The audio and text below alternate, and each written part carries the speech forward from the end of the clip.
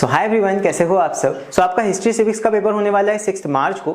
Last के जो कुछ दिन बचे हैं इसमें आप कौन कौन से टॉपिक्स को अच्छे से पढ़ के ज्यादा से ज्यादा मार्क्स ला सकते हो उनकी हम बात करने वाले हैं। तो यहाँ पे हम स्ट्रैटेजी की बात करेंगे, इंपॉर्टेंट कौन कौन से चैप्टर्स हैं उनकी बात करेंगे और किन चैप्टर्स को आप लीव कर सकते हो, क्योंकि काफी बच्चों को इस चीज के बारे में जानना होता है। तो इन सारी बातों के बारे में इस वीडियो में हम बात करेंगे। तो इस वीडियो को पूरा एंड तक आप जरूर देखना, बिकॉज लास्ट के टाइम में ये वीडियो आपकी काफी हेल्प करेगा। अगर चैनल पे नए हो तो चैनल को सब्सक्राइब जरूर करना। तो चलो शुरू करते हैं।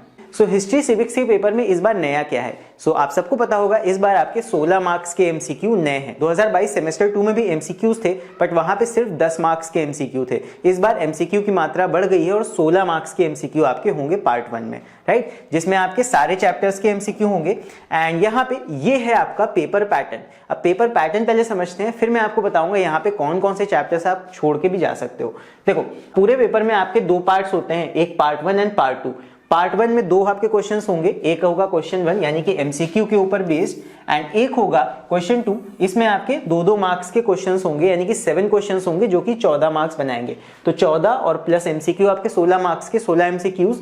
तो यहाँ पे ये दोनों मिलके 30 मार्क्स बनाएंगे, यानी कि पार्ट 1 आपका 30 मार्क्स कैरी करेगा। यहाँ पे आप काफी ज्यादा स्कोर कर सकते हो, बिकॉज यहाँ पे आपको कोई बड़े आंसर्स नहीं लिखने। 2 मार्क्स के लिए 3 से 4 लाइन का आंसर सफिशिएंट होता है, और 16 मार्क्स के एमसीक्यू है। एमसीक्यू में तो सीधा सीधा हिसाब रहता है कि अगर आपने सही आंसर को मार्क किया है तो आपके पूरे मार्क्स वहां पे मिल जाएंगे।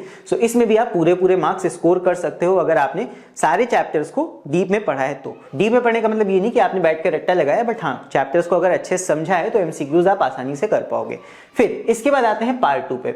जो पार्ट 2 आपका होता है वो 50 मार्क्स का होता है, एंड इस पे आपके 2 सेक्शंस होते हैं। एक आपका होता है सेक्शन ए जो कि सिविक्स का होता है, एंड एक होता है सेक्शन बी जो कि हिस्ट्री का होता है। बात करें अगर सेक्शन ए की, तो सेक्शन ए जो आपका सिविक्स के ऊपर बेस्ड होता है ये काफी ज्यादा इजी होता है। आप लोग मेरी बात से एग्री करोगे।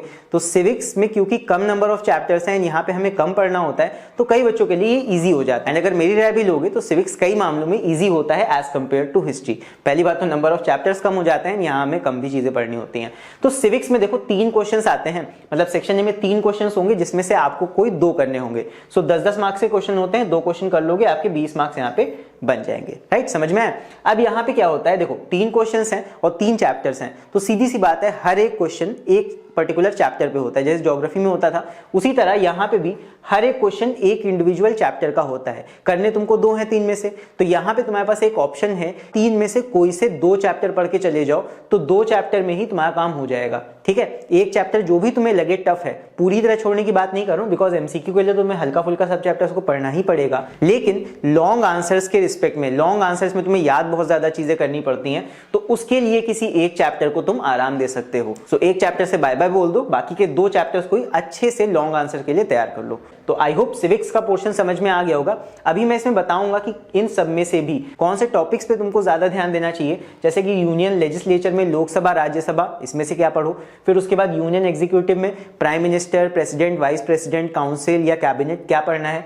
फिर जुडिशरी में supreme court, high court, subordinate courts में से क्या पढ़ना है। अभी इन सब की बात करेंगे, पहले ये चीज समझ लेते हैं। हिस्ट्री में जो कि सेक्शन बी में आती है, सेक्शन बी आपका होता है 30 मार्क्स का, यानी कि यहाँ पे आपको कोई 3 क्वेश्चंस करने होंगे, 10-10 मार्क्स के सारे क्वेश्चन होंगे ये सारे, इसमें से 3 क्वेश्चन करोगे तब आपके 30 मार्क्स होते हैं। अब यहाँ पे देख लेते हैं कौन कौन से हिसाब से चैप्टर्स इसमें पूछे जाते हैं। देखो, इसमें आपके 5 क्वेश्चंस हैं और हिस्ट्री में 5 से ज्यादा ही आपके चैप्टर्स हैं अगर बुक में देखोगे तो। यहाँ पे जो क्वेश्चंस आते हैं, क्वेश्चंस चैप्टर वाइज फिक्स होते हैं। अब यहाँ पे समझ लो किस चैप्टर से कौन सा क्वेश्चन आएगा। यहाँ पे मैं ये बात नहीं करूंगी हमेशा क्वेश्चन नंबर 6 ही ये वाला होगा, आगे पीछे हो सकते हैं क्वेश्चंस, लेकिन आपका एक क्वेश्चन पूरा इस पर्टिकुलर टॉपिक पे ही होगा, ये चीज फिक्स रहती है। जैसे क्वेश्चन नंबर 6 मैंने यहाँ पे कर दिया है, फर्स्ट वॉर ऑफ इंडिपेंडेंस, यानी कि जो 1857 का रिवोल्ट हुआ था उसके ऊपर, वो एक चैप्टर है आपकी बुक में, उसके ऊपर पूरा एक क्वेश्चन आएगा। तो यानी कि अगर आपको ये तैयार करना है तो आप वो वाला चैप्टर अच्छे से तैयार कर लो, छोटा सा चैप्टर है, बहुत सारा टॉपिक्स नहीं है उसमें। फिर उसके बाद एक क्वेश्चन आता है, क्वेश्चन 7 मैंने यहाँ पे लिख दिया है, इंडियन नेशनल मूवमेंट। ये आपका 2 चैप्टर्स में है, एक फर्स्ट फेज है और एक सेकेंड फेज है इंडियन नेशनल मूवमेंट का। इन दोनों के ऊपर एक क्वेश्चन आता है। यहाँ पे एक क्वेश्चन आएगा, 7 भी हो सकता है, आगे पीछे भी हो सकता है, उससे मतलब नहीं है, बट एक क्वेश्चन इन 2 चैप्टर्स को मिला के आएगा। तो काफी लेंदी चीज है, आपको 2 चैप्टर्स पढ़ने पड़ेंगे तब जाके आपका एक क्वेश्चन बनेगा। तो अगर छोड़ना चाहो तो इस चीज को लीव कर सकते हो, चॉइस के हिसाब से मैं बोल रहा हूं, अदरवाइज एमसीक्यू के लिए तो पढ़ना ही पड़ेगा तुम्हें। फिर इसके बाद क्वेश्चन 8 तुम्हारा आता है mass phase of Indian national movement. ये सिंगल एक चैप्टर है, इसमें भी काफी सारी चीजें हैं, बट इसके हिसाब से तो ये काफी ज्यादा छोटा है, ठीक है। तो मास फेज ऑफ आईएनएम यानी कि इंडियन नेशनल मूवमेंट, ये आएगा एक क्वेश्चन। सो ये 3 क्वेश्चन, क्वेश्चन 6, क्वेश्चन 7, क्वेश्चन 8, ये आपके इंडियन हिस्ट्री के ऊपर आते हैं। तो 3 क्वेश्चंस इंडियन हिस्ट्री से होंगे, क्या डिवीजन होगा मैंने बता दिया है। उसके बाद नेक्स्ट आपका जो एक क्वेश्चन 9 आता है, 9 आगे पीछे भी हो सकता है, 9th वाला क्वेश्चन यानी कि एक question first world war and second world war के ऊपर बेस्ड होता है। अब वो डिपेंड करता है कि दोनों पे मिक्स होकर क्वेश्चन आता है या फिर सिर्फ आपका फर्स्ट वर्ल्ड वॉर से आ रहा है या सेकंड वर्ल्ड वॉर से आ रहा है। एंड यहाँ पे एक और है राइज ऑफ डिक्टेटरशिप, उससे भी क्वेश्चन आ सकता है। अभी मैं बताता हूँ उसमें से क्या आपको पढ़ना है। फिर इसके बाद लास्ट जो क्वेश्चन होता है वो हमेशा या तो आपका यूनाइटेड नेशंस या फिर उनके ऑर्गेनाइजेशंस को एक आ जाएगा एंड उसके ऊपर बेस्ड क्वेश्चंस होते हैं, या फिर यहाँ पे नॉन अलाइन मूवमेंट। वैसे नॉन अलाइन मूवमेंट के ऊपर बहुत कम बार क्वेश्चन आया है, तो ये चीज एमसीक्यू में पूछी जा सकती है, इसको एमसीक्यू के लिए रख सकते हो। इसके ऊपर अलग से क्वेश्चन सिर्फ एक बार आया है, वो भी अभी बताऊंगा मैं।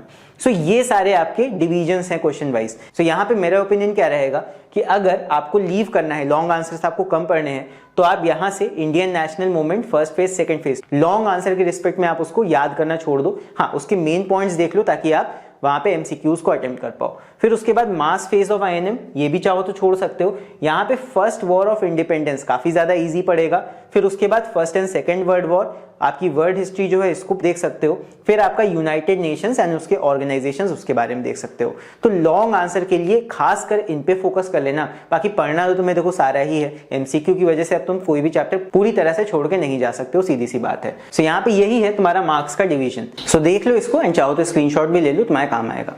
चलो इसके बाद अब हम बात करते हैं कि यहाँ पे कौन कौन से चैप्टर से कौन कौन से टॉपिक सबसे ज्यादा इंपॉर्टेंट हैं। अकॉर्डिंगली देखो मैंने यहाँ पे कुछ रिसर्च किया है। सिविक्स में जितने टॉपिक्स हैं, जैसे यूनियन एग्जीक्यूटिव में तुम्हारा president, vice president, council of ministers, prime minister, cabinet, ये सारी चीजें आती है। मेनली 3 है, president, vice president and prime minister. Prime minister के साथ में काउंसिल ऑफ मिनिस्टर्स का क्वेश्चन आ सकता है, कैबिनेट का क्वेश्चन आ सकता है। तो यहाँ पे ये 3 टॉपिक्स मेनली यूनियन एग्जीक्यूटिव में है। फिर यूनियन लेजिस्लेचर में तुम्हारा लोकसभा एंड राज्यसभा के बारे में, जुडिशरी में supreme court, high court and subordinate courts. Main ये तुम्हारा सिलेबस है सिविक्स का। अब यहाँ पे देखो मैंने यहाँ पे मार्क किया हुआ है कौन से टॉपिक से किस साल क्वेश्चन आया है। सो यहाँ पे पिछले साल जस्ट जो क्वेश्चंस आए थे वो तो ऑब्वियसली बहुत कम चांस हो जाता है उनका दोबारा रिपीट होने का। जैसे कि फॉर एग्जांपल यहाँ पे council of ministers and prime ministers से 2022 सेमेस्टर 2 में ही, यानी कि जस्ट लास्ट ईयर क्वेश्चन पूछा जा चुका है। तो इस बार बहुत कम चांस है, मैं ये नहीं कह रहा हूं कि 100% ही इससे क्वेश्चन ही नहीं आएगा, देने को तो कुछ भी दे सकते हैं एग्जामिनर, लेकिन क्योंकि ये पिछले साल आया था इसीलिए इस बार इसका रिपीट होने का चांस काफी कम हो जाता है। मैथ से प्रोबेबिलिटी पढ़ते हो ना, सब प्रोबेबिलिटी का खेल है, तो इसके आने का प्रोबेबिलिटी काफी कम है इस बार।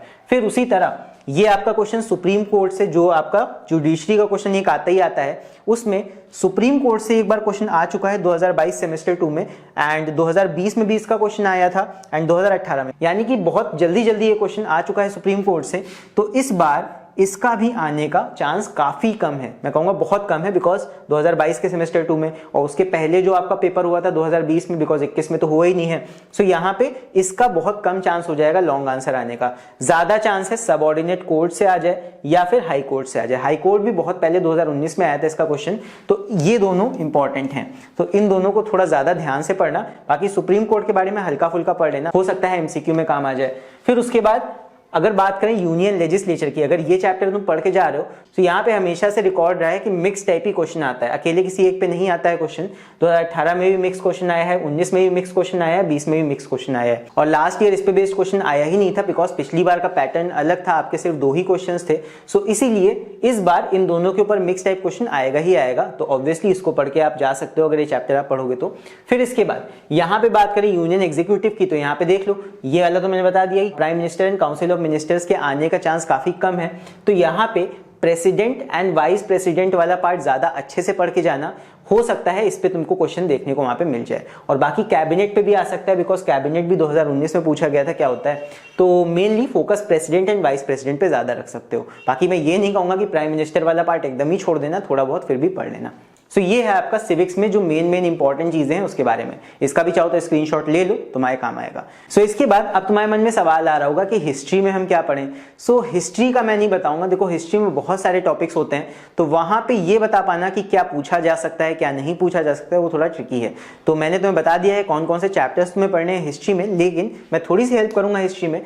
वर्ड हिस्ट्री में बता दूंगा तुम्हें कि कौन कौन सी चीजें इंपॉर्टेंट है, किस पे फोकस तुम कर सकते हो।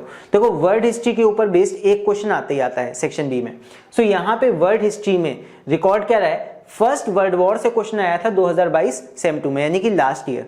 तो फर्स्ट वर्ल्ड वॉर क्योंकि लास्ट ईयर आया हुआ है, लेकिन थोड़ी और चीजें यहाँ पे देख लो। राइज ऑफ डिक्टेटरशिप ये आपका मिक्स करके पूछा गया था सेकेंड वर्ल्ड वॉर के साथ 2019 में, मतलब दोनों का मिक्स करके एक क्वेश्चन बना था। मतलब ऐसा यहाँ पे नहीं हो रहा है कि एक ही टॉपिक से क्वेश्चन आ रहा है, कभी कभी मिक्स करके भी क्वेश्चन बनाए जा रहे हैं। फिर बात करें 2020 की, सो 2020 में सेकेंड वर्ल्ड वॉर के साथ साथ नॉन अलाइंड मूवमेंट का एक क्वेश्चन मिक्स करके दे दिया गया था 2020 में। फिर यहाँ पे उससे भी पीछे जाए 2018 में, तो 2018 में फर्स्ट वर्ल्ड वॉर और सेकेंड वर्ल्ड वॉर को मिक्स करके क्वेश्चन बना दिया गया था। सो यहाँ भी थोड़ा मिक्स वाला रिकॉर्ड रहा है, चीजें मिक्स करके क्वेश्चन पूछी जा रही हैं। बट मेरे हिसाब से जैसे हमारा लास्ट ईयर में सिर्फ फर्स्ट वर्ल्ड वॉर के ऊपर क्वेश्चन आया था, तो इस बार जहां तक मुझे लग रहा है कि या तो राइज ऑफ डिक्टेटरशिप पे या फिर सेकेंड वर्ल्ड वॉर पे, इन दोनों टॉपिक्स के ऊपर ज्यादा चांसेस है कि तुम्हें क्वेश्चन देखने को मिल जाए। फर्स्ट वर्ल्ड वॉर क्योंकि जस्ट पिछले ही साल पूछा जा चुका है, तो फर्स्ट वर्ल्ड वॉर मुझे थोड़ा सा कम इंपॉर्टेंट लग रहा है। अब ये पूरा मेरा ओपिनियन है, तो प्रोबेबिलिटी कम हो सकता है, बट ऐसा नहीं है कि आएगा ही नहीं, क्योंकि ना तुमने पेपर देखा है ना मैंने पेपर देखा है। हम लोग बस गेस कर सकते हैं कि हाँ ये वाली चीज पहले आ चुकी थी, तो इस बार इसका आने का चांस काफी कम है। राइट, सो आई होप समझ गए होगे वर्ड हिस्ट्री में तुम्हें क्या पढ़ना है क्या नहीं। और बाकी रही बात कंटेम्प्रेरी की, सो कंटेम्प्रेरी में से यानी कि यूनाइटेड नेशंस और उसके ऑर्गेनाइजेशंस में से जो वाला ऑर्गेनाइजेशन पिछले साल पूछा गया था, उस ऑर्गेनाइजेशन को तुम छोड़ सकते हो, क्योंकि जस्ट उसको रिपीट नहीं किया जाएगा ऑब्वियसली। उसके अलावा बाकी के सारे ऑर्गेनाइजेशंस देख लो, थोड़ा सा उनके बारे में देख लो कि उनका हेडक्वार्टर कहाँ है, उनके फंक्शंस क्या है और उनके बारे में थोड़ा कुछ। राइट, तो एक क्वेश्चन तुम्हारा यूनाइटेड नेशंस का भी पक्का हो जाएगा। सो इतनी चीजें इंपॉर्टेंट हैं तुम्हारे हिस्ट्री एंड सिविक्स में। आई होप ये सारी समझ में आ गई होंगी कि किन चैप्टर्स से तुम्हें किन किन चीजों पर ज्यादा ध्यान देना है। सो इसके बाद अब हम बात कर लेते हैं बच्चों के बहुत ही इंपॉर्टेंट सवाल की कि सर एग्जाम में आंसर्स कितना बड़ा लिखना है और कैसे लिखना है। तो देखो, सो बात करें अगर तुम्हारे क्वेश्चन आंसर्स की, सो क्वेश्चन आंसर वो कैसे लिखे जाएंगे। आपको पहली बात बहुत बड़े आंसर्स नहीं लिखने हैं, आईसीएसई में आंसर्स आपको टू द पॉइंट ही लिखने होते हैं। एंड मैं यही सजेस्ट करूंगा कि आंसर्स को अगर हो सके तो उनको पॉइंट्स में लिखो, बिकॉज पॉइंट्स में एग्जामिनर के लिए पढ़ना आसान हो जाता है। अब पॉइंट का मतलब ये नहीं है कि यहाँ पे 4 वर्ड का ही तुम पॉइंट बना दोगे, यहाँ पे पॉइंट एटलीस्ट 1 लाइन या 2 लाइन का होना चाहिए मिनिमम। सो यहाँ पे सबसे पहला टिप यही है कि आंसर को अगर हो सके तो पॉइंट्स में लिखो, और पॉइंट्स में भी किस हिसाब से, अगर 2 मार्क्स का क्वेश्चन है तो 2 पॉइंट काफी है, उसको 4 मत बनाओ या 6 मत बनाओ, बेकार में वहां पे टाइम ही वेस्ट होगा। अगर 3 मार्क्स का क्वेश्चन है तो 3 पॉइंट सफिशिएंट है। अब पॉइंट का मतलब यहाँ लाइन नहीं है, ध्यान रखना, पॉइंट का मतलब है 1 लाइन या 2 लाइन, जैसे भी तुम बना पाओ, कोशिश करना 2 लाइन का 1 पॉइंट रखना। फिर उसके बाद अगर 4 मार्क्स का क्वेश्चन आता है तो वहां 4 पॉइंट्स लिखने की कोशिश करो। अगर लाइंस में लिख रहे हो तो एटलीस्ट 6 to 7 लाइंस या 8 लाइंस तक का आंसर लिख देना। लाइंस में लिखोगे ज्यादा लिखना पड़ेगा, पॉइंट्स बना के लिखोगे तुम्हें कम लिखना पड़ेगा और समझ में भी ज्यादा आएगा। ठीक है, तो जहां हो सके पॉइंट्स बना के आंसर लिखो। इसके बाद टिप नंबर 2, जब भी हम आंसर लिखेंगे किसी एक क्वेश्चन में अगर कई सारे पार्ट्स हैं तो कोशिश करना कि उन पार्ट्स को एक ही जगह लिखना और सीक्वेंस में लिखना। जैसे मान लो अगर 4th क्वेश्चन है तो उसके ए पार्ट को पहले आंसर करना, इसके बाद ये मत करना कि इसके बाद तुमने सी पार्ट को आंसर कर दिया फिर बी को किया। तो इससे क्या होता है, सीक्वेंस बिगड़ता है, इससे एग्जामिनर का होता है मूड खराब। तो एग्जामिनर का मूड खराब होगा तो क्या होगा, आपके मार्क्स ऑब्वियसली कम हो जाएंगे। तो यहाँ पे लास्ट में मैंने 2 लाइनें लिखी हैं, तुम लोग के लिए पढ़ लो। अगर तुम एग्जामिनर को हैप्पी करोगे, अच्छा काम करके, साफ काम करके, सीक्वेंस में करके, तो ऑब्वियसली तुम्हारे मार्क्स ज्यादा मिलने के चांस बढ़ जाएंगे, प्रोबेबिलिटी बढ़ जाएगी। एंड अगर एग्जामिनर को तुमने हेडेक दिया, उसको अनहैप्पी फील कराया चेक करते करते, तो वहां पे कुछ मार्क्स तो तुम्हारे कम होंगे। ठीक है, तो कोशिश करना है यहाँ पे भी जितना अच्छे से आंसर्स को लिख पाना। यहाँ पे सिर्फ अच्छी राइटिंग की बात नहीं होती है, साफ लिखना, कम कटिंग करना। अगर कोई चीज कट करना भी गलती मान लो हो जाए, ऑब्वियसली ह्यूमन बीइंग हो आप तो गलती तो होगी, तो वहां पे सिर्फ एक सिंगल लाइन बना के ऐसे कट कर देना और कोशिश करना कि कट करने की नौबत आए ही ना, या कम से कम है। ठीक है, और साफ काम करना, लाइंस जब एक आंसर लिख देना तो वहां पे लाइंस छोड़ के अगला आंसर शुरू करना, और जब एक क्वेश्चन पूरा कंप्लीट हो जाए तो उसके बाद आप 2 लाइंस छोड़ के तब अगला क्वेश्चन करना। तो अगर साफ साफ काम करोगे तो उससे ज्यादा मार्क्स मिलते हैं। ठीक है, तो ये भी एक फैक्टर होता है। बाकी तो फिर सही आंसर कर रहे हो तभी मार्क्स मिलेंगे, गलत चीजें लिख के आ जाओगे तो मार्क्स नहीं मिलते हैं। सो आई होप ये सारी चीजें तुम लोगों को समझ में आ गई होंगी। इसके अलावा तुम्हें हिस्ट्री सिविक्स में और कोई हेल्प चाहिए तो उसके लिए मैं एक चीज बता देता हूँ। आप हमारी वेबसाइट पे जा सकते हो, विच इज amplifylearning.com। amplifylearning.in।